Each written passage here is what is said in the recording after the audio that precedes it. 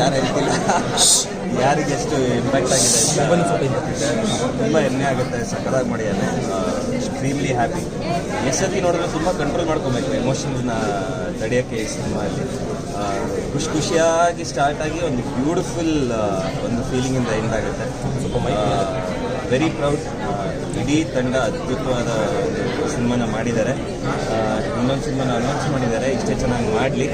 ಏನಿದ್ರು ನಾನು ಯಾವಾಗಲೂ ಹಿಂಗೆ ಪಕ್ಕದಲ್ಲಿ ತಮ್ಮ ಸಿನಿಮಾ ಬಗ್ಗೆ ಮಾತಾಡಲ್ಲ ಅಂತ ಸಮ ಬೈತಾ ಇದ್ದೀರಾ? ಅದೇ ನಾನು ಯೂಶಲಾಗಿ ಒಂದು ಸಿನಿಮಾ ಒಂದು ಕೆಲಸ ನೋಡಿದಾಗ ಈ ಅಣ್ಣಂದಿರಿದ್ದು ತಪ್ಪು ಹಿಡಿದು ಬೈಯೋದು. ಬಟ್ ಇಲ್ಲಿ ಆ ಚಾನ್ಸೇ ಕೊಡಲಿಲ್ಲ. ಅವರು ಎಕ್ಸ್ಟ್ರಾಟರಿಯಾಗಿ ಮಾಡಿದ್ದಾನೆ. ಅದೇ ಅಲ್ಲ ನನ್ನ ಬೇರೆ ನಿರ್ದೇಶಕರು, ನಮ್ಮ ಕಲೆಯವರು, ಚೀತಾ, ಇಡೀ ತಂಡ ಎಲ್ಲ ಬಂದಿದ್ದು.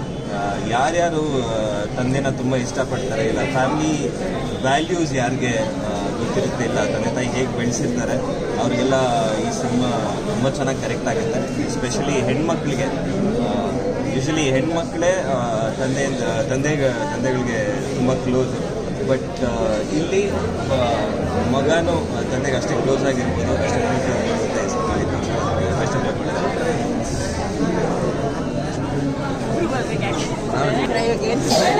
ಈ ಸಿನಿಮಾ ನೋಡಿರುವಾಗ ಈ RR ಇದಿಲ್ಲ, ಬರೀ ಆ್ಯಕ್ಟಿಂಗ್ ನೋಡಿದ್ದೆ. ಅದರಲ್ಲೇ 3 ಜನನೂ ಆ್ಯಕ್ಚುಲಿ ಅಪ್ಪ ಮತ್ತು ಎಷ್ಟು ಹತ್ತಿದ್ದಾರೆ ಅಂದರೆ ಮನೇಲಿ ನೋಡ್ಬಿಟ್ಟೆ ನಾನು ಕಂಟ್ರೋಲ್ ಮಾಡೋಕ್ಕಾಗಿಲ್ಲ. ಇವಾಗ ಇಡೀ ಒಂದು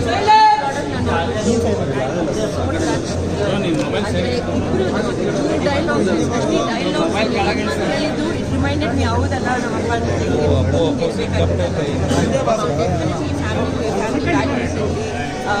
ಆ ಸಂಬಂಧಗಳನ್ನ ಲಾಸ್ಟ್ ಡೈಲಾಗ್ ಡೈರೆಕ್ಟಾಗಿ ಕೊಡ್ತಾರೆ.